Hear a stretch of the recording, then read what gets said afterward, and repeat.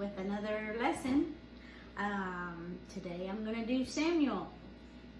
We studied him on the 19th, but we did it in a different way, and Miss Deanna did a great job at her bingo that day. So I'm just going to read the story of Samuel to you if you want to review it, and just go with your class notes. So our lesson in Samuel comes from 1 Samuel 1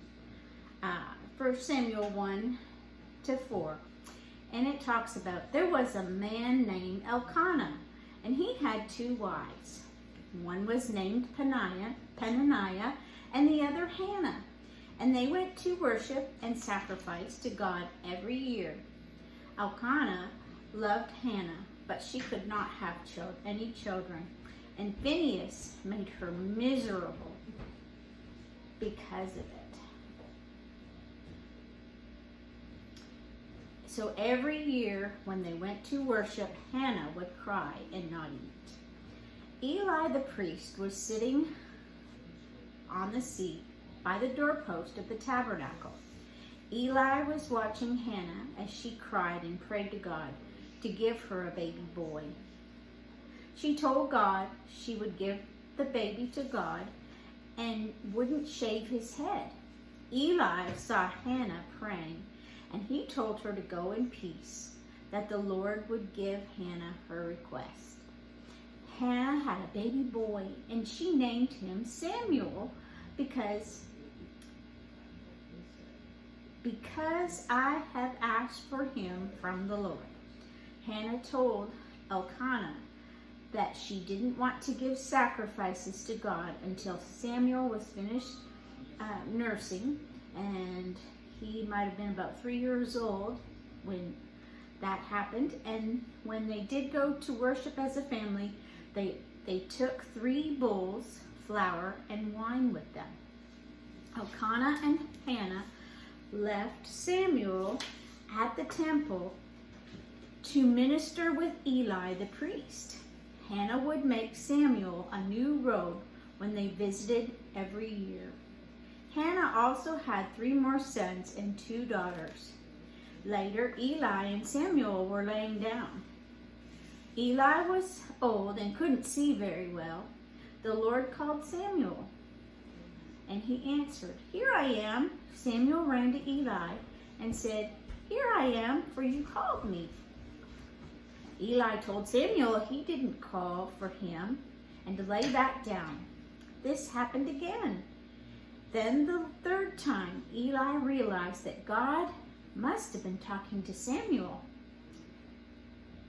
Eli told Samuel to answer the Lord and say that his servant hears.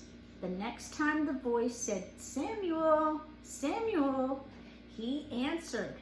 The Lord told Samuel that he was going to do something to Eli because of Eli's wicked sons. Eli knew what they were doing, and he didn't stop them.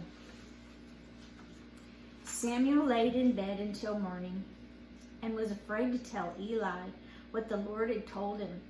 Eli wanted to know what was said, so Samuel told him everything the Lord had told him.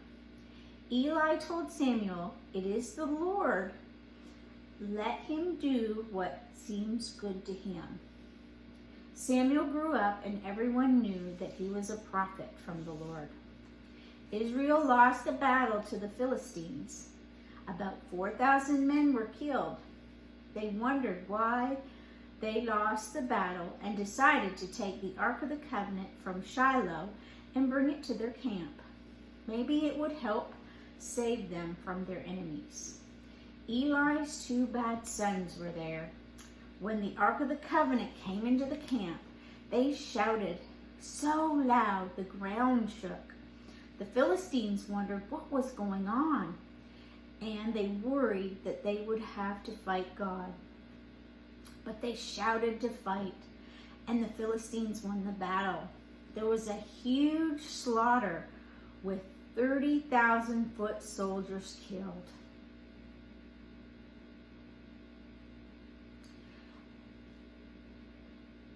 And the Ark of the Covenant was taken. Both Eli's sons were killed. A man went running to Shiloh and told the city what had happened. Eli was 98 years old and was blind.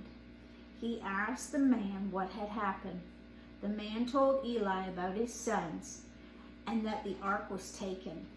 When Eli heard about the Ark of the Covenant, he fell off his seat backwards and broke his neck. He was a judge for Israel for 40 years.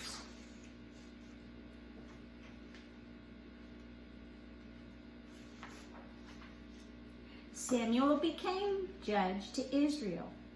He was a good judge and turned the people back to God.